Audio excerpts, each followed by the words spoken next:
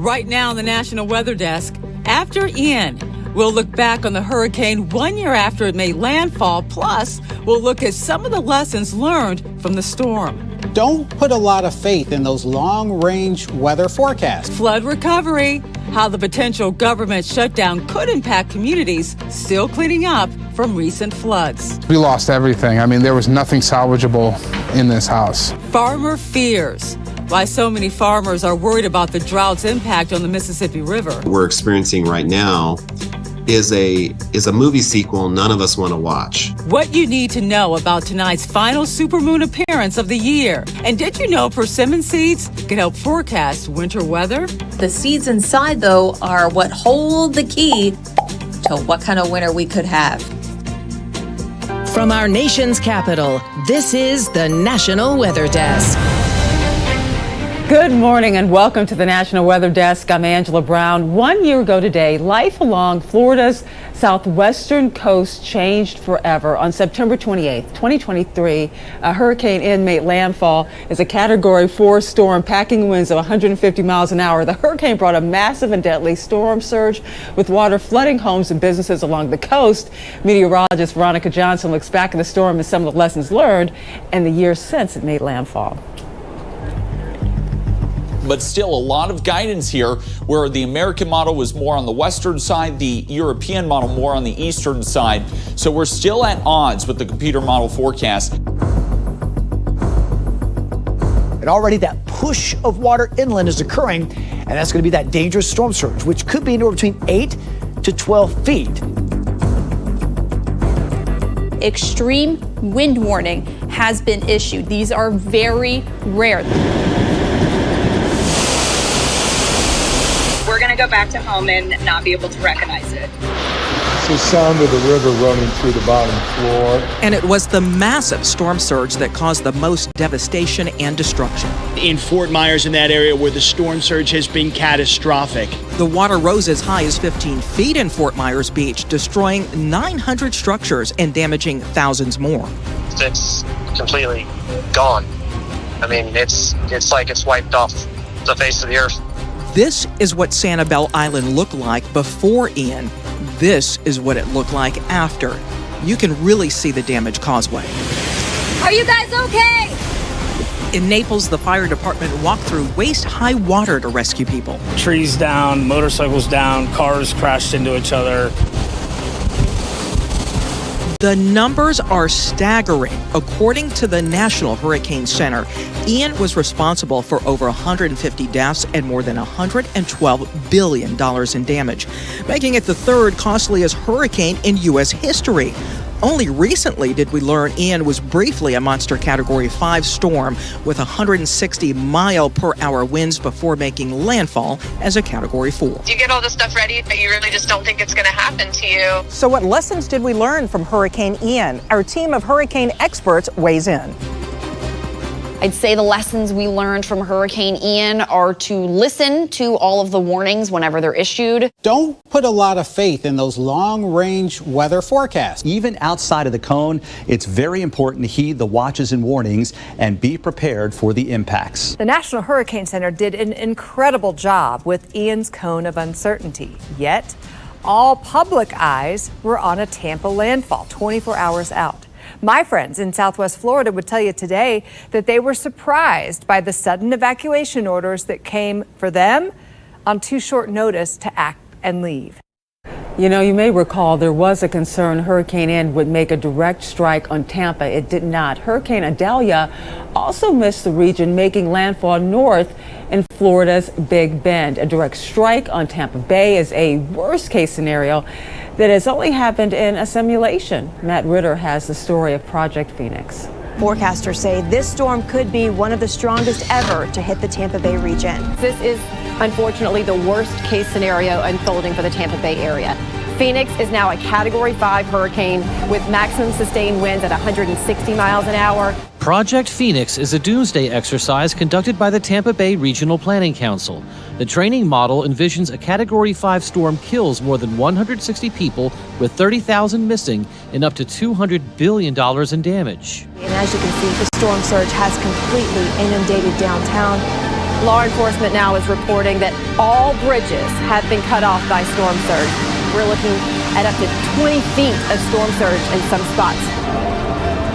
St. Petersburg is essentially an island right now. The damage this morning is unimaginable. The beaches are essentially gone. The Howard Franklin Bridge is completely destroyed. I've never seen anything like this. The fictional account isn't designed to scare people. It was produced to identify gaps in emergency planning, so Tampa is ready the next time that a hurricane's track doesn't shift away from the bay. We are tracking the tropics this morning, and a change since yesterday. Tropical Storm Philippe is slowing down and weakening. Right now, it does not appear to be a direct threat to Puerto Rico. By Sunday or possibly even Monday, it could be over that island. We are also watching a disturbance right behind it that is not a threat right now. If that storm develops, it would be named Rina. Storms named after that. You can see the list: Sean, Tammy, Vince, and Whitney. If the National Hurricane Center needs more names, they will start using the Greek alphabet. Meantime, a new study finds major hurricanes are forming earlier in the year than ever. And yes, climate change and the warming oceans are to blame. The study in the journal Nature looked at major storms, those with sustained winds of at least 127 miles per hour. Researchers found those storms are forming more than 3 days earlier each decade since 1981. The earlier a storm forms, the greater the risk they grow to be even bigger, causing catastrophic damage. Portions of Vermont are still recovering after this summer's devastating floods, and now there's another wrinkle. The possible government shutdown this weekend could impact those efforts. Kelvin Cutler has more. Kyle Richardson bought his first home in Barrie 7 months ago. His whole neighborhood was slammed by this summer's floods. $178,000 worth of damage just for me. And that is not including outside. 3 months on, he's still waiting on most of his insurance money, which didn't cover any of his personal belongings. We lost everything. I mean, there was nothing salvageable in this house. I had 4 feet in my kitchen and my living room. Everything was gone. FEMA paid out about $5,000. Approaching 3 months since the floods, he's still mucking out his garage and trying to find a way to replace his boiler. Things cost money and money's just not here. The fall foliage is turning and the weather is getting colder. Vermont is scrambling to get people hooked up to heat or get them into temporary housing. Just shy of 50 families will be moving into FEMA trailers like these. Here's an example of one of the units that will be placed at the country club in Montpelier. It comes with furniture, a kitchen, and this unit specifically has 2 bedrooms. Fully equipped with electric heat, running water, utilities, and more. Nearly $20 million in FEMA cash has been paid out to flood victims. But in anticipation of the federal spigot being shut off, the Scott administration is ordering all state agencies to draw down all the federal funds they can. But unlike past government shutdowns, Vermont has $2 billion cash on hand. We have a decent cushion, but as the weeks go by, and particularly as the months go by, it would become challenging for us to operate.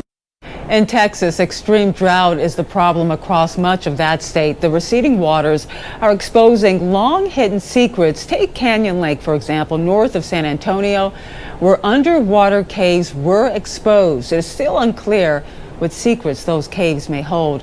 There's also proof that 2 towns once existed at the bottom of the lake.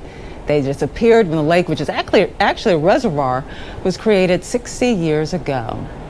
And you may have noticed the moon was pretty bright last night. It will be even brighter tonight. The last supermoon of the year, which is in September, is known as the harvest moon. Supermoons happen when the full moon is closest to the Earth, so it appears 14% larger and 30% brighter than the faintest moon of the year. The full moon peaks tomorrow morning around 6 a.m. Eastern. Not only is this the last supermoon of 2023, it's the last one until September of 2024. And coming up on the National Weather Desk, farmers are taking a hit due to low water levels along the Mississippi River. How this is affecting competition with other countries. We'll tell you how the weather is impacting the corn crop in Wisconsin coming up.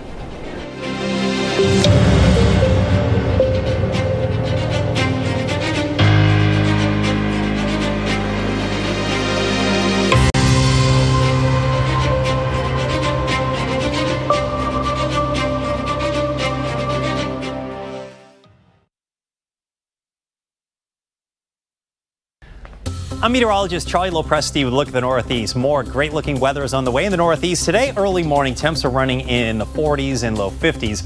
Afternoon temperatures will be running the 60s and low 70s. We have a lot of sun, notice some more clouds over southern New England, New Jersey, and New York. And those areas stand our greatest chance for getting a little bit of wet weather into Friday. The trend will be for increasing clouds moving through the Northeast on Friday. The storm system to our south, it's a close call, but it looks like it should bring some wet weather in southern New England Saturday.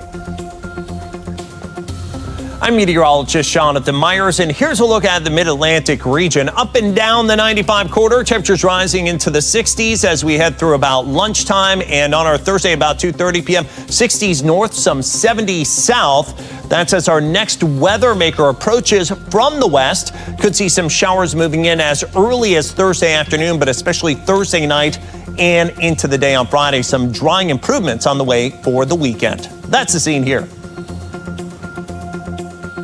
I'm meteorologist Vitas Reed. Here's a look at your southeast forecast highs for the day. We're seeing a hot one in Tupelo at 90 degrees, 86 in Mobile, 84 Nashville. Cooler over in Raleigh at 78 degrees, 81 in Charleston, about 80 in Jacksonville, Tampa, 89 degrees. We're seeing the showers across parts of the coastal regions down off the Gulf. Looks like we are seeing some sun and clouds out there, but a little cooler flow across parts of North Carolina. A little bit of cloud cover over parts of Alabama and showers and thunderstorms in Florida.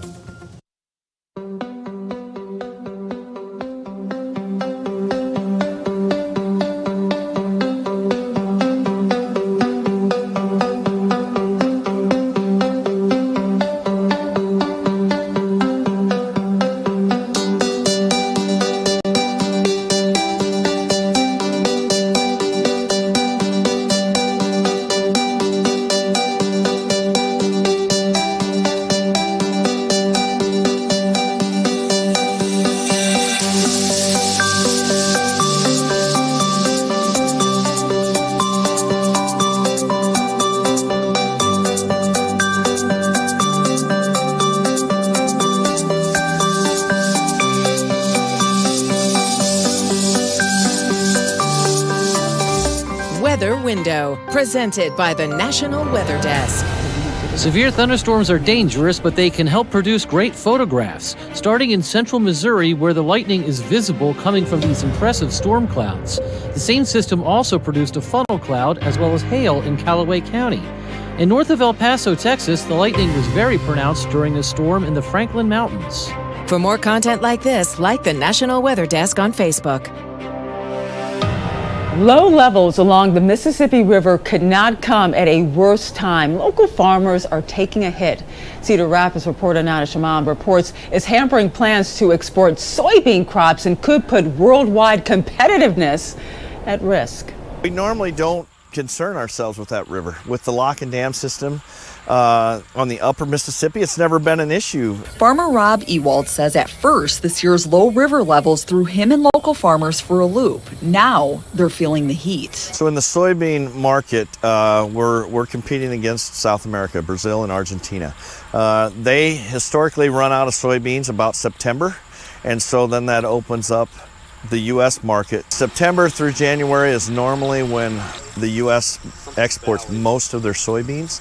And again, most of the soybeans exported go down the Mississippi River. What we're experiencing right now is a movie sequel none of us want to watch. The Soy Transportation Coalition's executive director, Mike Steenhoek, says low levels mean big consequences. Concerned with a more shallow navigation channel, you might scrape the bottom, you might even have a grounding of that barge. So it's kind of analogous from going from a 6-lane freeway down to 3 lanes. For Ewald, the risk of loss comes with every drop-off he makes to the Mississippi. Now with the river low and barges only being able to fill to about 90% of their capacity, and that has now affected us, and now we're seeing about a 60-cent discount. That's about double the usual discount rate, forcing farmers to slash their prices.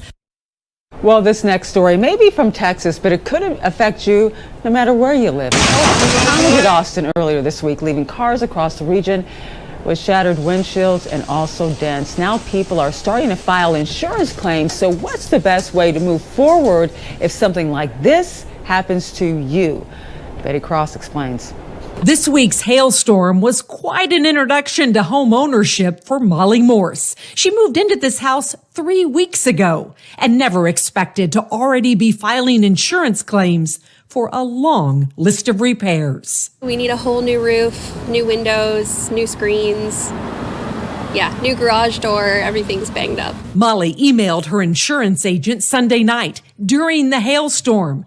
Filing fast puts you at the front of the line. As soon as you realize that you've experienced any kind of hail damage to your home or to your vehicle, you want to go ahead and submit that claim. Robert Degwa is an insurance agent with State Farm. He says make it a priority to document every dent and ding. But the important thing is just to take as many pictures as you can and catalog that damage. Insurance companies say to avoid contractor fraud, get several estimates from local businesses. Never pay up front. And don't sign a contract before checking with your insurance claims adjuster. Molly also recommends finding a roofing or repair company that has considerable experience working with insurance companies. They'll come out, they'll meet your insurance adjuster, they'll make sure that the insurance captures absolutely everything that you need to get paid for. In Wisconsin, many local farmers are waiting to harvest their crops. For some, the work is already underway. Meteorologist Christian Palacio caught up with a corn farmer to find out how the weather is impacting this year's crop. And we'll be harvesting everything. Daniel Diedrich, owner of Diedrich Farms, is one of many farmers in the process of harvesting or about to harvest corn for animal feed. The harvest season in Wisconsin typically runs from the end of September and can last through the end of November. So we're taking the whole plant and chopping it up, so every one of our fields will be done hopefully here by the end of the weekend. I asked Diedrich how a farmer knows when it's time to harvest. So what we're looking for is percent dry matter, and we're looking for about 35% dry matter. 65% moisture. So that's kind of what we're looking for, and that's where we're at right now. Diedrich says we're right on schedule, even though portions of the state received less rain in recent months. We were lucky in our particular area, we've got very timely rains. Some other areas weren't as so well off as we are, but we turned out very well here in northeast Wisconsin. And with the weather we've had over the past few days, Diedrich says the weather conditions are just right. It's been overcast the last couple days, but it hasn't really rained a lot right here. That's turned out very well for harvesting because we're not dealing with the mud that we often deal with this time of year. But farther west here, New London area, they got a lot more rain, so they're having to deal with those struggles. Halloween will be here before you know it, and if you're thinking of picking up a pumpkin, Tyler Butler shows us how strange weather across the country has made a quality harvest a bit tighter this year. He reports from Tulsa, Oklahoma. All across the country, it's been a little odd, and that's affected crop yields. And particularly this time of year, we're thinking October, Halloween, we're focusing on pumpkins. And yes, pumpkins have been affected. I'm here at Shepherd's Cross, their pumpkin festival here that they do every year, sort of a peaceful pumpkin patch, if you will. And what they have here are what they call picture-perfect pumpkins for your porch. They are perfect in just about every way. But they do say that you're going to want to strike while the iron's hot. If you want that perfect pumpkin, you're going to want to get one sooner rather than later because that supply may not last. They have been able, though, to obtain a pretty steady supply of pumpkins, so they shouldn't run out. We're good. We've got some good family relationships that we've developed over the years. We've been here for 30 years, and we're just grateful for other family farms that we get to work with. So they'll have pumpkins, they'll be stocked up, but it is, again, going to be the highest quality stuff that goes out first. And as time goes on, the closer we get to the holiday, it's just going to be harder to find those perfect pumpkins. In Maine, residents are concerned about a jetty that's blamed for damaging the shoreline. They want solutions that will work now and long into the future. Johnny Maffey is in Saco with the story. Big waves and massive storm surges have washed away dozens of homes on Camp Ellis since the Army Corps built this jetty more than 150 years ago. We meet to discuss what's going on, what people are doing about it, learn more about the science. Residents and even some high school students are getting updates on the progress of potential short-term and long-term solutions and how to face this issue head-on. One idea is wave attenuation, which is a way of controlling the waves. When you slow those waves down, on the backside of those devices, on the backside of those test management practices, you actually start depositing sand and building up sand. And lawmakers talked about how limiting erosion has an economic impact beyond Camp Ellis. Tourists come to Old Orchard Beach for the beach. Indeed, an estimated 9 million visitors came to Maine beaches in 2022 alone. As for long-term solutions, funding for a 750-foot spur jetty was approved in the National Defense Authorization Act. The Army Corps sent a project proposal to SACO about that last week. Look at Portugal's rocky Atlantic coast.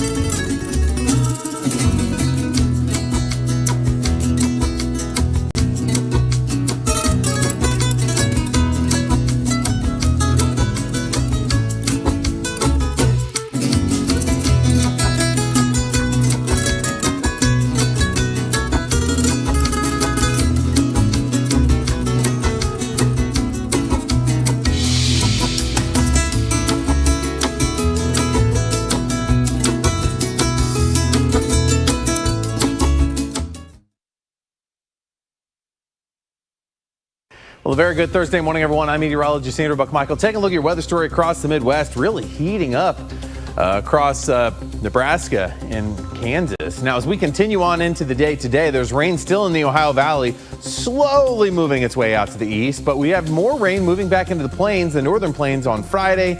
That kind of fizzles out, just a few pockets of rain on Saturday. Most of us are dry on Saturday. Warming up to the south, getting to 92 in Kansas City and St. Louis. Good Thursday morning to you. Meteorologist Chris Uchan. Look at our forecast today across the region. We're going to have a lot of sunshine, slight rain chance near the Gulf. Otherwise, not really expected to see much rain, and temperatures pretty hot. 93 Little Rock, 92 Oklahoma City. May be able to keep it in the 80s in New Orleans with just a slight rain chance here. We head to your Friday forecast, and again, really not much on the rain chances. There you see Friday morning. The afternoon, 87 New Orleans, while the rest of the region is in the 90s.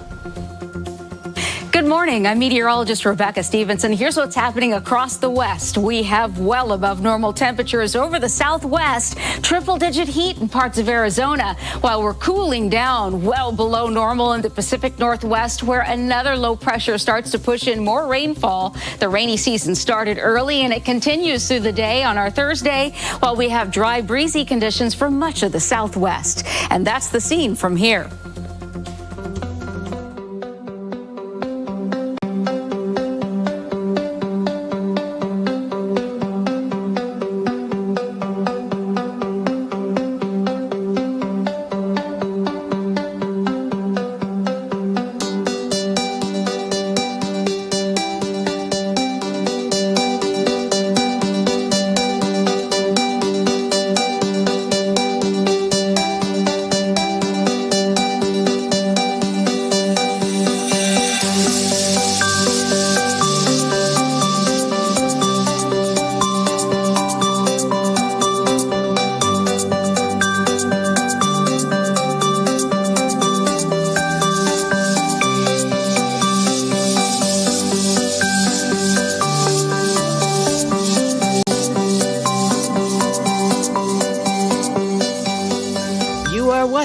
The National Weather Desk.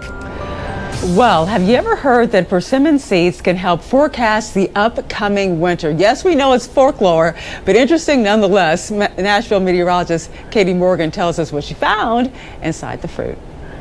Can this fruit tell us what kind of winter we're going to have? This is a persimmon. According to weather folklore, it can. Hang on, what's a persimmon? A persimmon's a type of fall fruit. It grows on trees and is really sweet. The seeds inside, though, are what hold the key to what kind of winter we could have. So let's open up a few and take a look. Inside the seeds, we'll either see a fork, a spoon, or a knife. A fork means a mild winter, a spoon or shovel means lots of snow headed our way, and a knife means bitter cold weather. In the seeds this year, I found 4 forks, 3 shovels or spoons, and 1 knife, which would mean a relatively mild winter, maybe a couple snows, and 1 big cold snap. Will that be what we end up seeing? Guess we'll have to wait and find out. And we love to share your weather content on the air. You can find us on all of your social media platforms, your favorite ones, Facebook, YouTube, Instagram, TikTok. We'll be right back.